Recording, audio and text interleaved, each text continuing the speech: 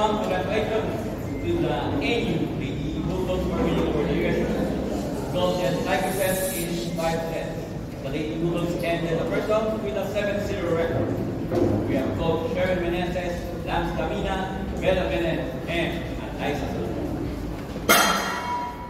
Coach, congratulations to the Game 3. Nakalabang kayo sa UST. At pero yung mga girls, yung pinakita nila yung puso ng pagiging champion. So what can you say about itong performance na pinakita nila? Siyempre, number one, masaya kami kasi experience namin yung ganyan. Talagang hindi rin magpapatalo yung UST. So, happy ako talaga naka-recover kami sa down to 1. So, hopefully, ma-punish ba namin yung mga lapses namin. So, happy ako nakuha namin. Thank you. 2 dams, you have 33 excellent sets, 4 digs, 1 service ace, and 1 attack. So, ano yung masasabi mo na yun nga, ito yung pinakamahirap na laro na dinaanan niya this season, especially in match ng finals. So last year, so being a setter, ano yung ginawa mo para mayakin mo yung NU sa panalo? First, to win the first round. Okay, sige. Ako po, hello po. Ito, ako po, personally, ako nahihirapan po talaga ako kasi magandang laban talaga yung kanina nangyari. Ito nangyari kanina. And ayun, nakatulong din siguro po yung pasa din namin. And ayun po, tinulungan din ako ng mga spikers ko para bumalik yung confidence ko. And nagbigayan na kami. Thanks. Thank you together. 15 of 49 attacks, 1 block, 3 service aces, 17 digs, and 15 extra in the 7 minutes. So Nabi, the leader of the team, down kayo ng 1 dun sa sets, pero hindi kayo gusto. Ano masasabi mo sa grit na pinakita na? Lagi lang naman namin sinasabi sa sarili namin hanggang hindi pa tapos yung game, may chance pa kami. Lalo na naka-2 sets yung UST. And hindi siya naging madali for us kasi palaban talaga yung UST. And thankful din ako sa teammates ko kasi hindi sila bumitaw hanggang dulo. Talagang nag-stick lang kami sa plan namin for today's match. Thank you, guys. 21 of 48 attacks, 3 blocks, and 7 digs. So, what can you say? First round sweep and beating yung last year na finals with what can you say? Yung panalo today, hindi siya naging madali. Kasi nakita ko si UST na pinaran talaga nila yung bawat galaw namin. And ayun, binigay talaga nila yung best nila kanina. And ayun, very happy naman kami na pinusuan talaga yung game ng teammates. Thank you, Alex.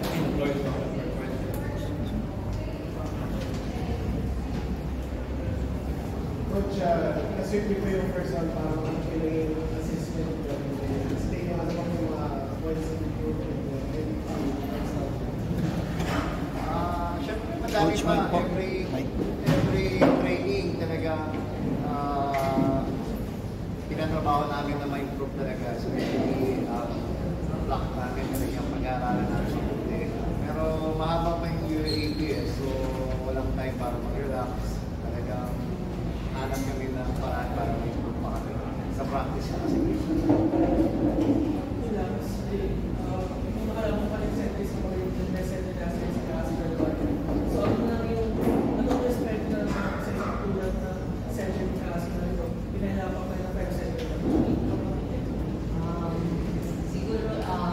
Para sa akin, gagalingan ko lang din siya ng mas kasi pagpagaling niya yung center and ayun nakakuha na siya ng center last season.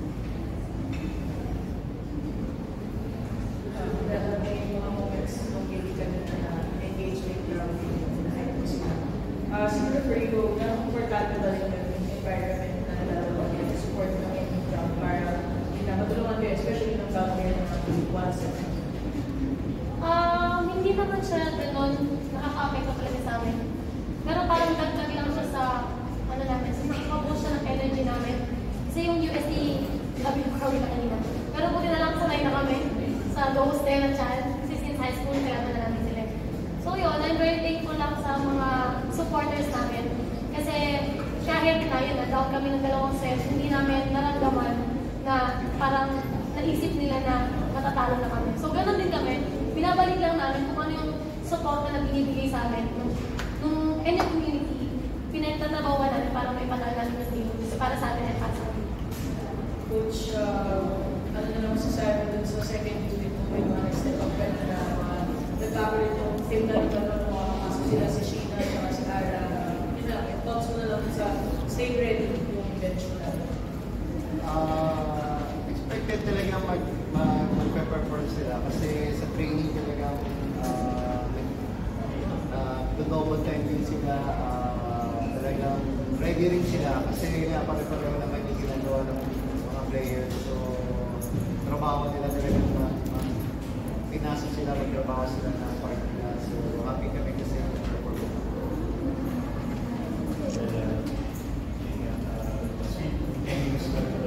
First round again.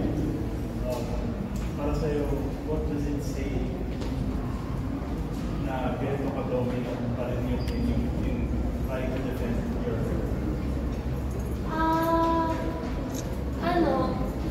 for me, hindi ko madali eh. Katulad ko ngayon, muntik na. So, para sa amin lang naman, kailangan yung eagerness namin sa paglalaro, andun lagi. And, hindi naman namin siya in-expect na masisweep namin yung first round. Kasi, at the end of the day, ang goal lang naman namin is mag-champion. So, one game at a time lang kami. Matalo man manalo, basta yung goal namin is nandun kami dapat sa goal.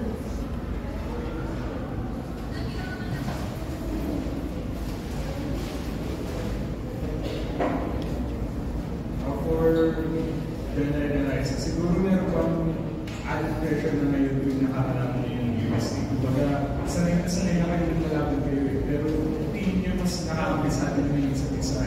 Advantage mo yung disadvantage sa inyo na kumbaga masyado nyo na kilala yung isa't isa.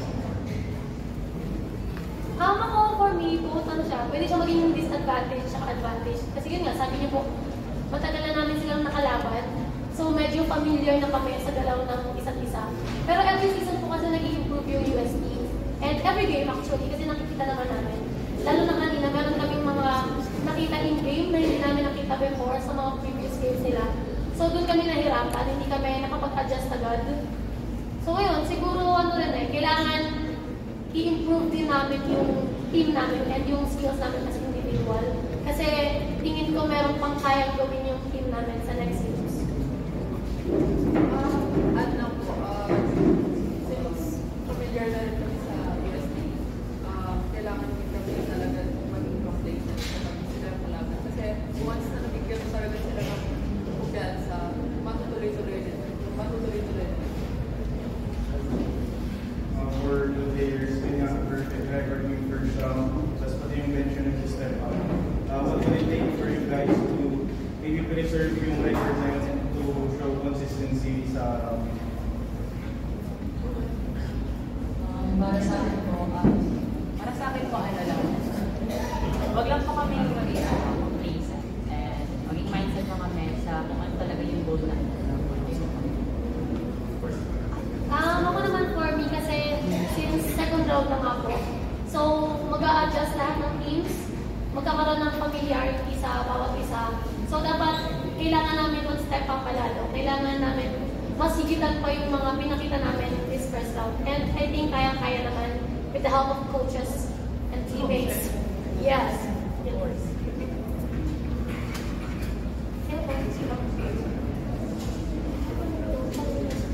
Well, with everyone both serving, with everyone na-scout na kayo, ito na, second round. So, ano yung in-expect namin sa Lady Bulldogs? Siyempre, lalangin na you're aiming another championship. So, ano yung kailangan ayusin para maging maganda yung takbo ng season o eventually mag-back to back pa season? Siguro sa second round, talagang tatapawin lang namin makuha yung A-game talaga ng MU, talagang yung familiarization ng sistema talaga dapat makuha namin hanggang dulo. So mag-improve lang kami sa magiging sistema namin. Siguro yung A-game ng MU, marami pa talagang mas magandang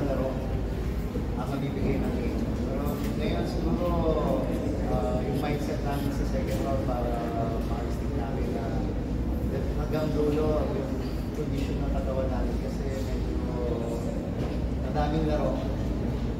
Hopefully, less injuries kami sa iba. Yun lang yung focus namin para makalaro ang ganun. Congratulations, Coach Kerwin and Liza. Thank you. Ingat po kayo, guys!